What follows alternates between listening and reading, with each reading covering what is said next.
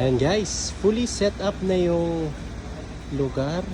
Napakaraming tables. Perfect kasi pinamove namin from garden to indoor kasi mas malaki siya. Hindi mainit at mas maraming ma-accommodate.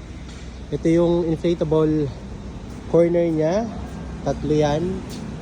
Papa-inflate mamaya kapag alas 4 na. Naka-deflate pa ngayon. Ito yung candy corner and grazing table.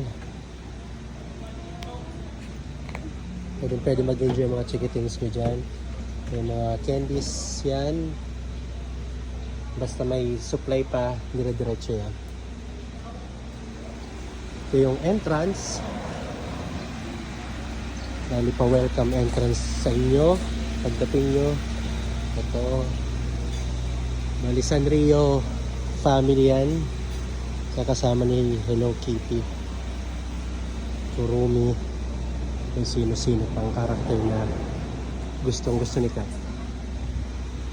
Ito naman guys dito.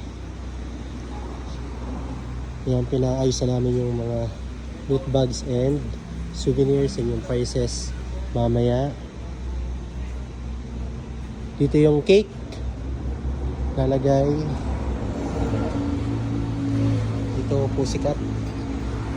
At ito na yung lugar. Ang ganda niya, ang ganda ng pakayos.